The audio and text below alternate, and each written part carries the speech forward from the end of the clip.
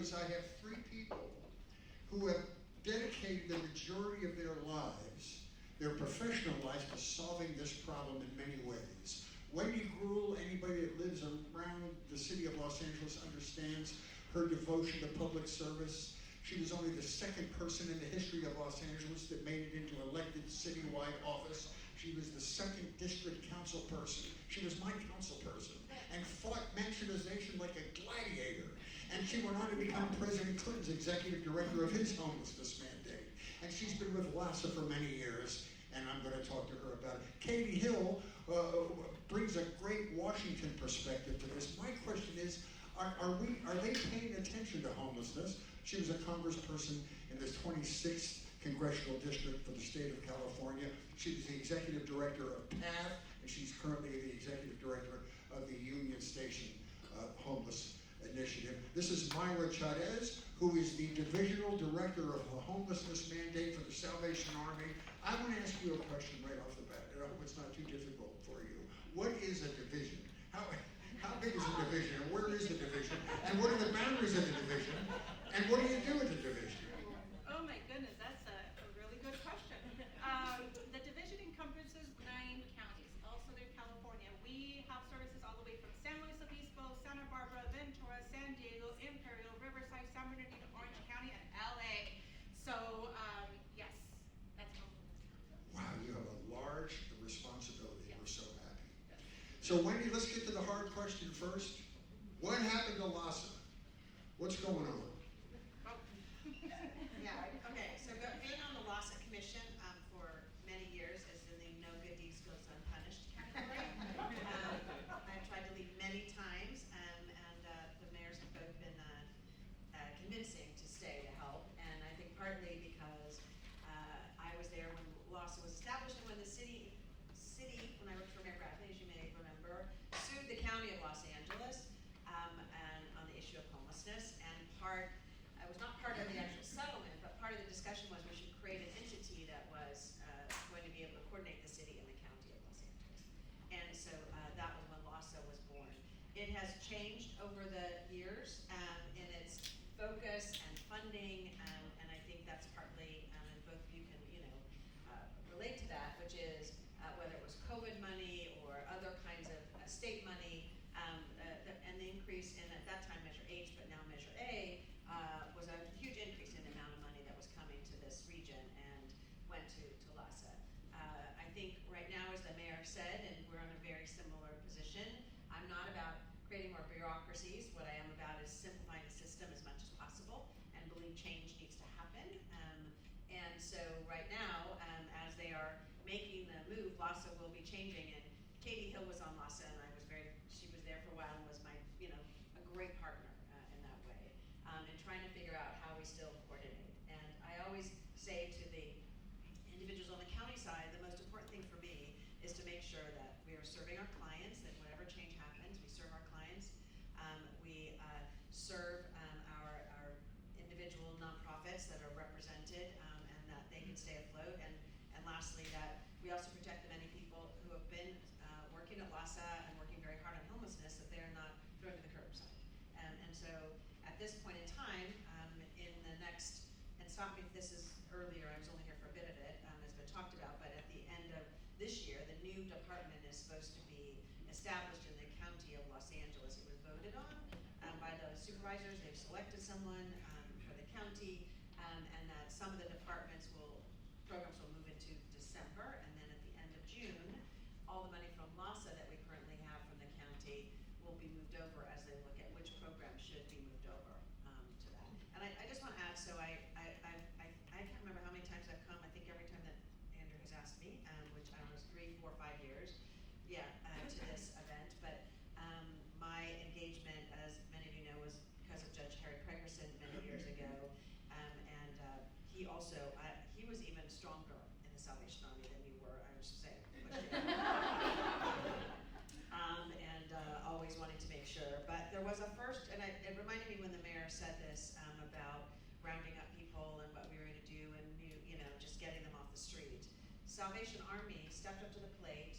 It was in the 80s. I was looking for Mayor Bradley for the urban campground. I don't know how many, were there anyone here from the Salvation Army that was there for the urban campground? Salvation Army, it was in the 80s, there was a plot of land near downtown that the Salvation Army ran for the city of Los Angeles in getting people off the street. And it was an experiment. It was one that didn't work for the long term. It served a lot of people, but it demonstrated that just moving people to an area without the necessary services, without the housing, just doesn't work. And but I will say, Salvation Army was the only entity that came in and said, "We'll help serve people. Doesn't matter what the form or format," and that has always been the Salvation Army. And so I just want to make a plug for the Salvation Army. Well, we appreciate it. You had an astonishing career in the city of Los Angeles, and you give us credibility by saying that. Katie, so LASA sort of is being transitioned into this new organization called the Department of Homelessness and Housing, because people felt there wasn't enough transparency in LASA, and it was too diversified in its expenditures. People didn't know where the money was going. It was coming from too many different places. This new organization is going to be a direct pipeline from city council and other areas, right, to the services. Am I right about that? Explain how the county services. Explain how the new system is going to work. So the new, and I'm not the expert on this, but I hope I'm articulating it right. But the new department is going to be a merger of the county's homelessness initiative, which is it's currently sitting in the CEO's office at the county, as well as the Department of Health Services has a homeless services component, and those two already have existing infrastructure in place. They're merging them, and then the additional funds are coming from that have previously been administered on behalf of the county by LASA.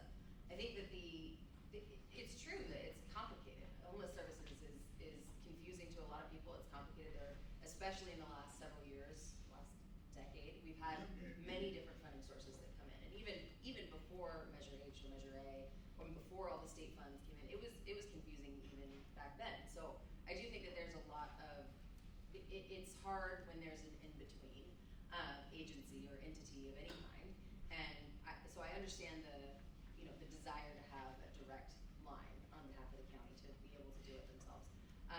What the question is really how coordinated is it going to be able to be? I think that we've made many strides with LASA over the last, several years of getting better and better at coordinating services between the county and the city and all of the different agencies.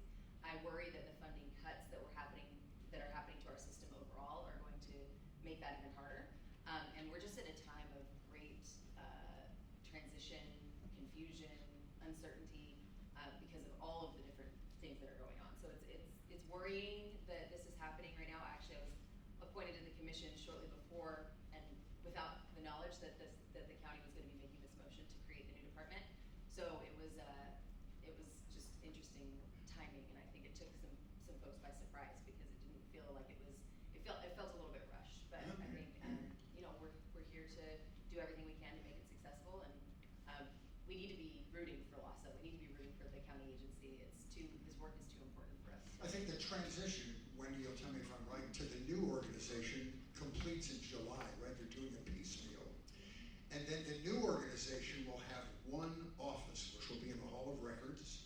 And so they feel like that streamlines the service delivery. For instance, if somebody needs mental health, they'll walk down the cubicles to this person that takes care of that, and they'll be able to entertain all of the needs within one area instead of playing phone tag with everybody. How do you feel about the new system? You think it'll be more streamlined? So I'm not sure it'll be exactly that they will go to that building, but I think, and I served on the Blue Ribbon Commission on Homelessness, which the county did a few years ago, and what we recommended in that report was an entity, not a new department, but an entity that coordinated all of the county departments, because they were very siloed.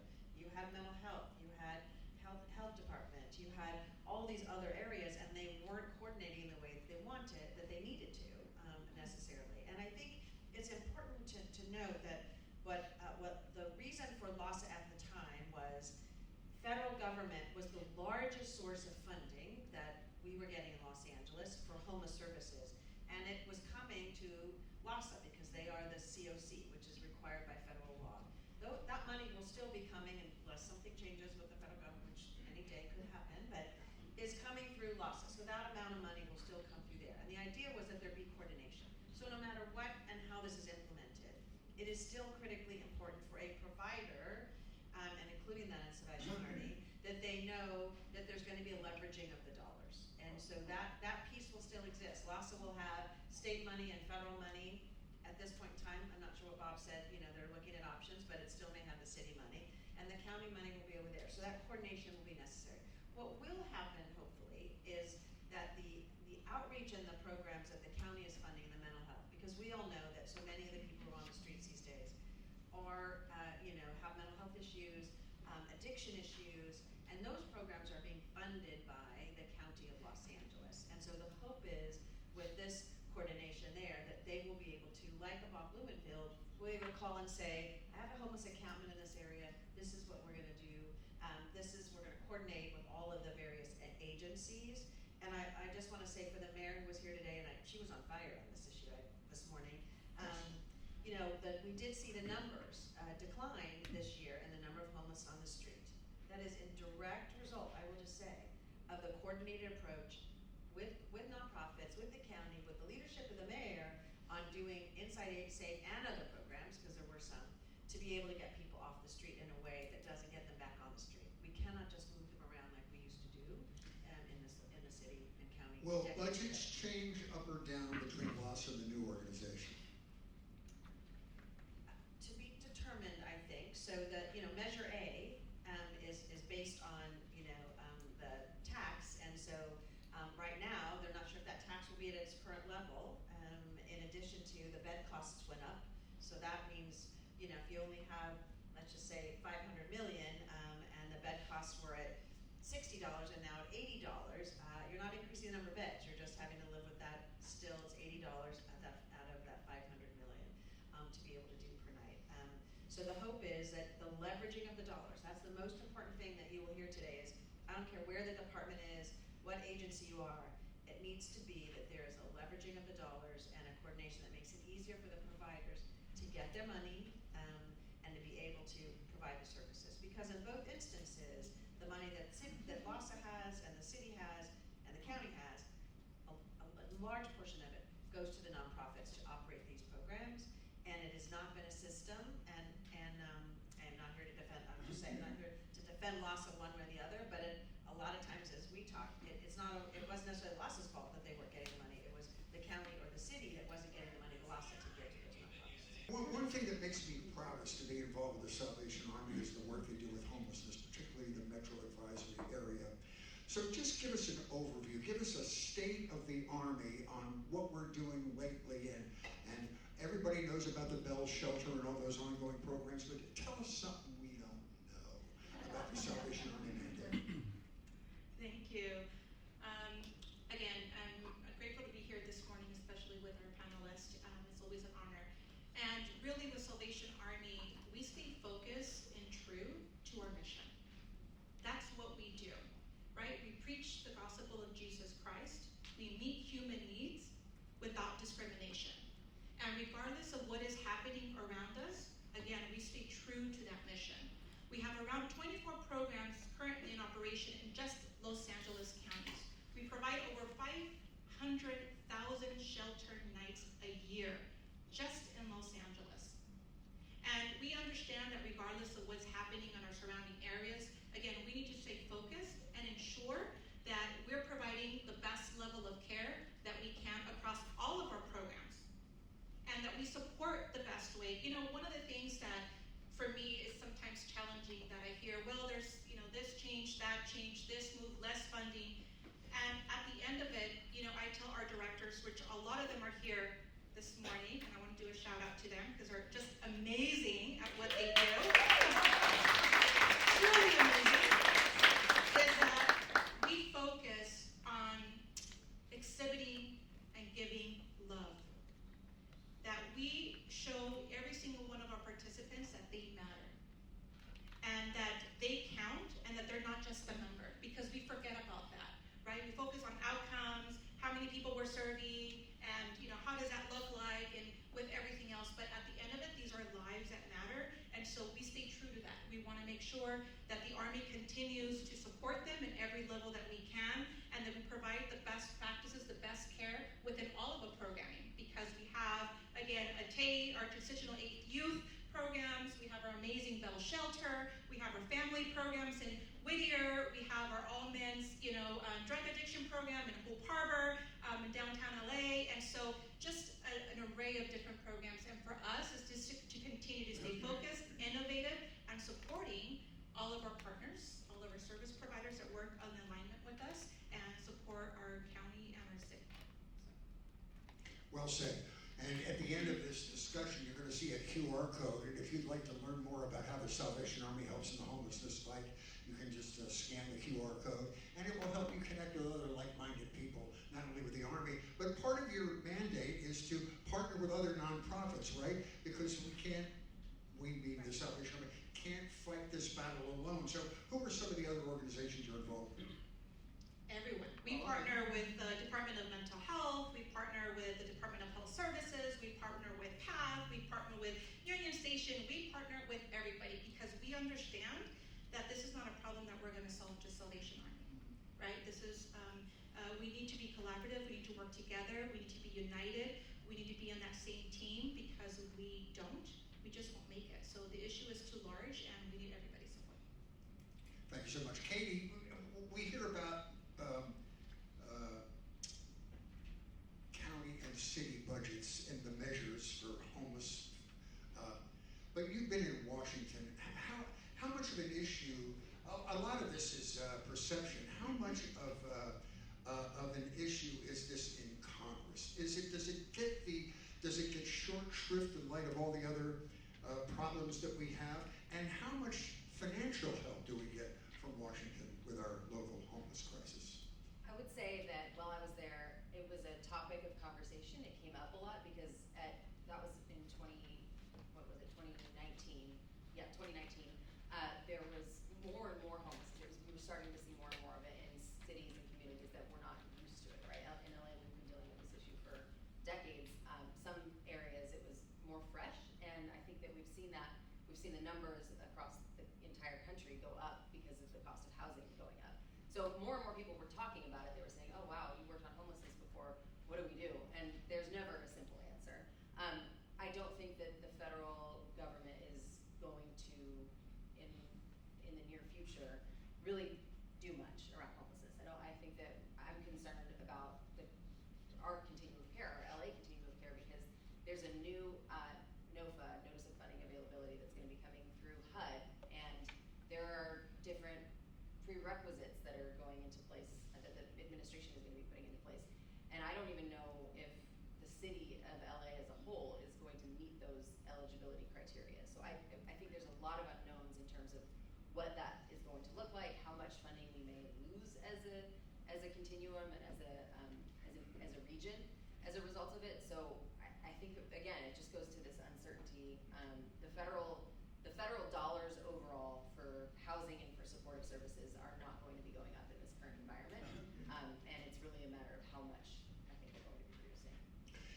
So Wendy, one of the successful aspects of our homeless work in Southern California is housing first.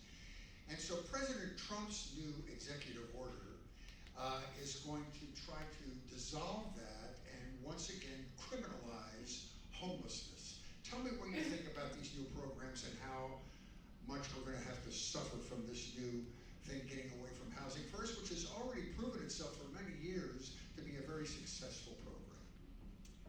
No, I mean, I think that, as you've mentioned, and as the Salvation Army has said, you serve everyone where they are and be able to assist them. And with this housing first is going to change that.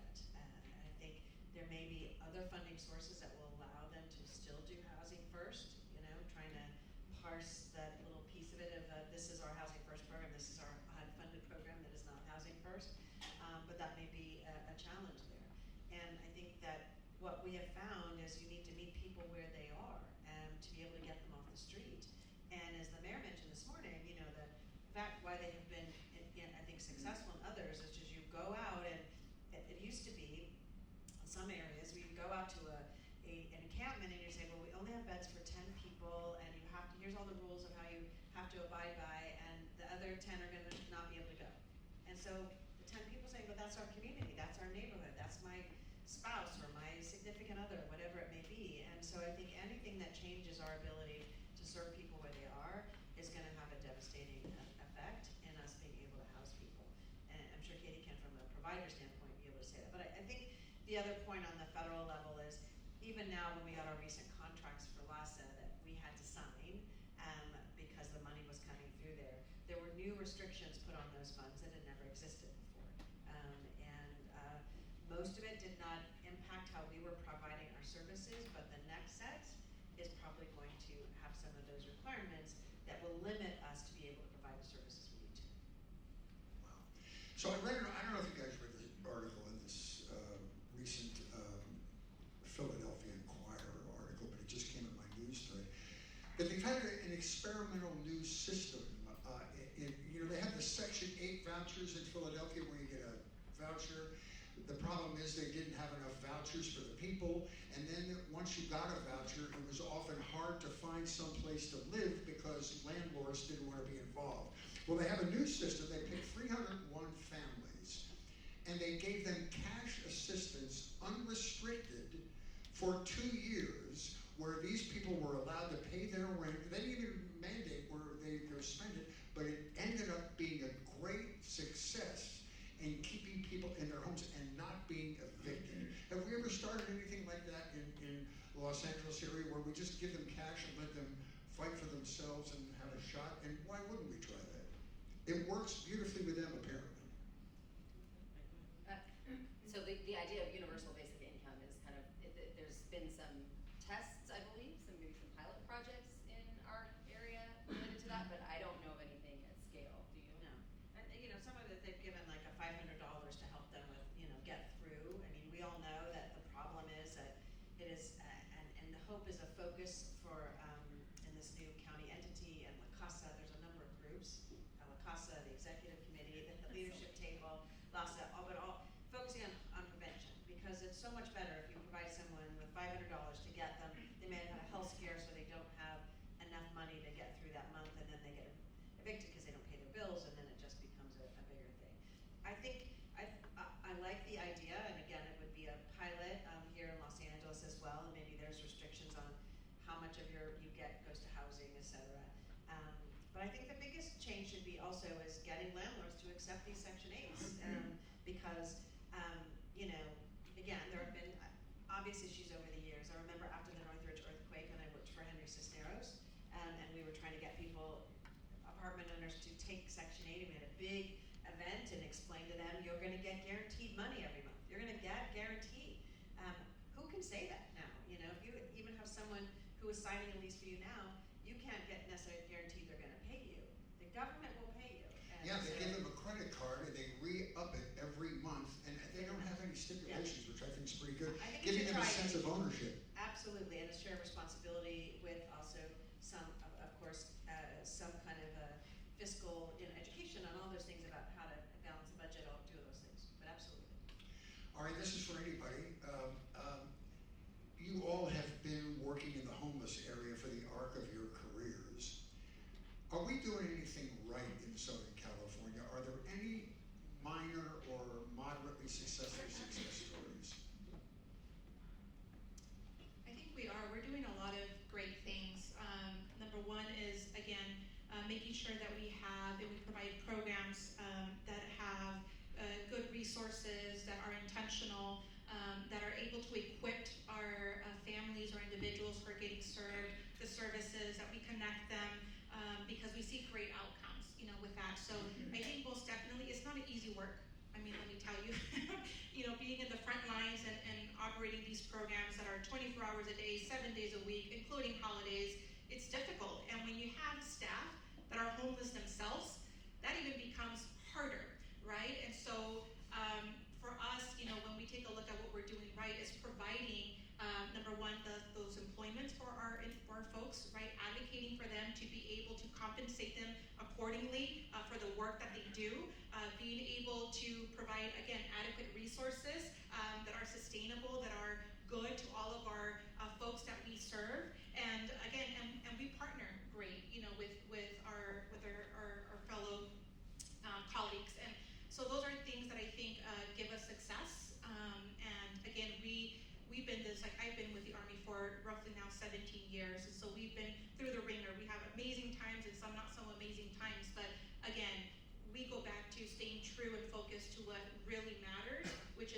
sure that we're providing services with love, right? And that goes a long way. But in my point, yes, there's a lot of amazing things that we're doing. Yeah, I think we really have to look at it as one person at a time, Yeah. right? We're in a moment where you really should value, and I would say this is the case always. We need to value that one person making it into a home is meaningful, and as a system, I think we're going to see. Well, we know we're going to see significant reductions overall in the next several years. We're already seeing them. The impacts are going to be pretty large. We have I think an area of hope is related to this prevention aspect, that we're going to be seeing an increase in investment in prevention, because I don't think there's any other area where we're seeing an increase in services. But the prevention piece through La Casa, I'm hopeful about, because if we can prevent that inflow of people becoming homeless, then we can make a bigger dent. And often it's far cheaper, easier, more effective to make sure that nobody ever crosses that threshold. We talk about substance abuse and mental health that comes with homelessness. Oftentimes, that is made far worse once somebody has entered homelessness, and it gets worse the longer they stay there. So if we can prevent people from becoming homeless in the first place, that's critical. A couple of other things that we've done well as a region over the last several years, especially, is that we've become more and more coordinated by region. We have been able to just kind of make the resources go further by doing that sort of intensive or intentional collaboration. And as we've seen the last 2 years, we've gone down, which is pretty incredible considering how the count has increased for other communities across the country. So something is working. It's just a matter of, will we be able to maintain that progress when all of these cuts are happening at the same time? Yeah, I want to ask Wendy about that. We've had these numbers drop in homelessness over the last few years, 3.5 to 4%, which is very hopeful. What do you attribute that drop to, and can we sustain it? I'm concerned about sustaining it. I will start with that, and because if we have less funds, I would attribute that to the kind of coordination that Katie mentioned with the providers and getting people in. I will say the focus on the street homeless. When you look at that number, that has decreased substantially, and I think what we're also looking at is making sure that the services are provided, and we're not just pushing and warehousing people. We're helping them go to that next level and be able to. I think the challenge that we're finding, and this I think we've spoken before, is there was a big focus previously on transitional housing. There was several years where there was not transitional. People thought what you should do is go from the street potentially to your apartment. Why go in the middle? Just go to that. What the challenge is, there's many of our clients that can't necessarily go in that way, and we don't have enough permanent housing, and so we needed that. And there's been a focus and attention, and the mayor has done that in the last couple of years in coordination with everyone else. And so my hope is that we'll see that. But the last 2 years is the first time in a long time that we saw the numbers decrease. We've housed more people, but we go back to the prevention. More people have come into homelessness than we're able to house. And aftercare. Yes, and aftercare. Yes. Aftercare as well. So another thing I don't like about the new presidential executive order, while we're talking about it, is that it's going to increase incarceration. You're going to need more facilities. Who's going to pay for that? Is the federal government going to pay for that? Hello, she has the mic. You're not going to pay for that.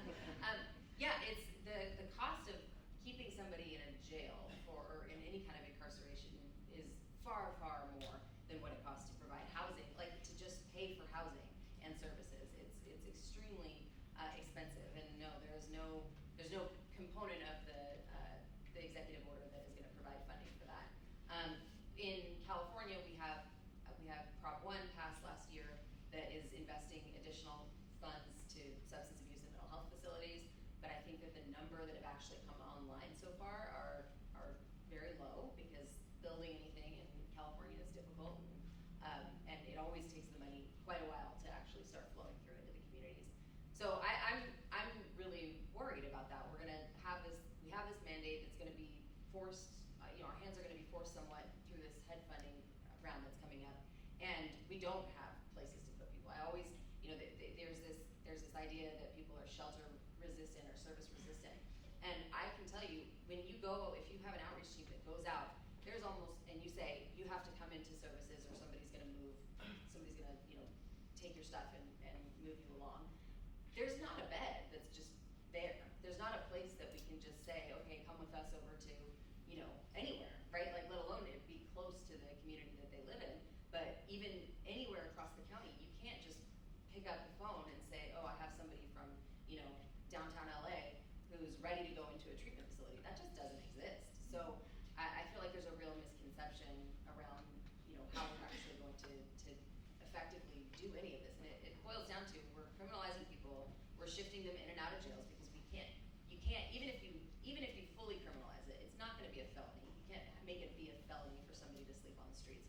So you're gonna have at most people, you know, stay in a jail for a few days at a time. They go in and out, they get moved all over the place, all over different communities. They never have the ability to stay consistently connected with their service providers and actually make the steps that are needed to become more stable in their lives. So it really is not it's not well informed. It's definitely not something that I think is going to benefit our community in any way. And quite frankly, I think that there's a target on LA that we've already seen from this administration, and I think will continue to play out in that way.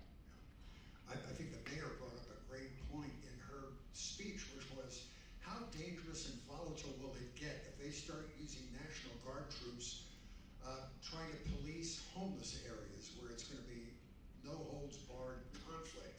I can see that happening right And where now. do they go? Right. At the end of the day, where are you going to And the county, and they've talked about that the county jails are actually the largest mental health facility in the region. Yes.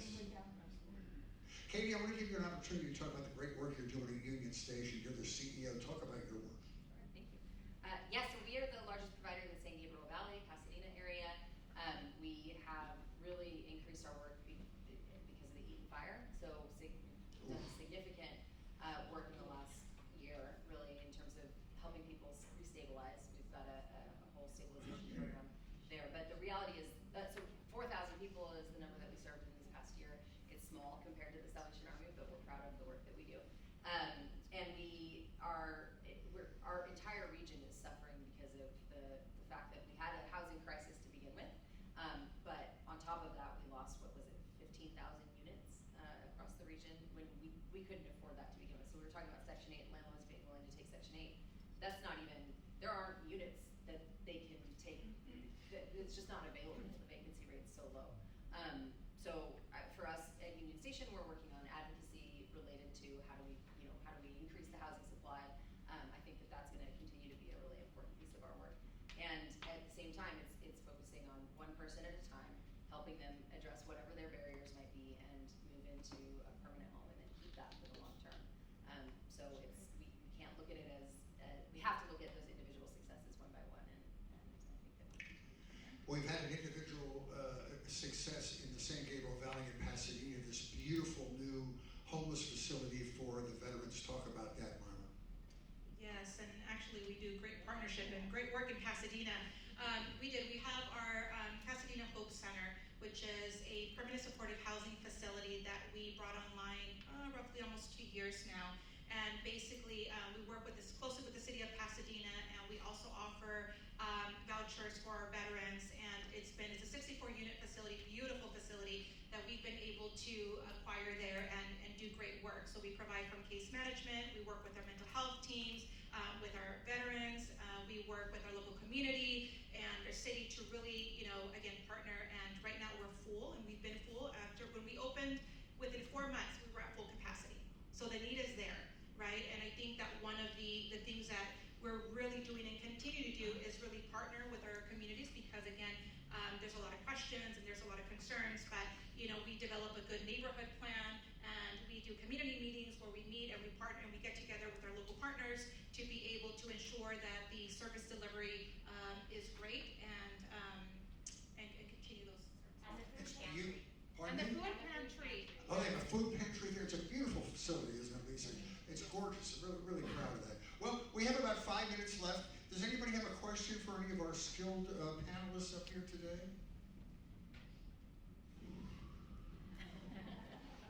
Crickets. That means we've answered all the... Oh, we have one. Hello. Please identify yourself. Sure. I'm Millie Yamaki. I'm with Make America. Thank you so much for your insights. And I think you alluded to this, that we've done great work laying the groundwork, creating the coordinated entry system through LASA, creating these infrastructures so that nonprofits collaborate and share services. With the entity change, do you foresee the infrastructure maintaining, or will it evolve?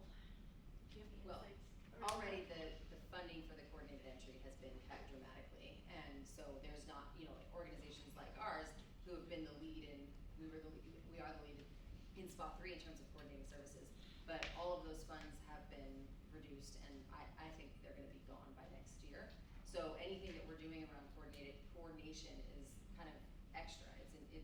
It has to be part of the work. It's, you know, folded into the work, but we don't have dedicated positions that are convening people or, you know, bringing together groups that can help place people in a more effective way. So I do worry significantly about what that's gonna look like. I don't know how other spas or service planning areas are dealing with it. Fortunately, we've built a lot of relationships. We've built a lot of useful tools over the last several years that this has been in place, but I truly don't know what it's going to look like in the next few years. So it's a great point, Lily, and thank you. Nice to see you.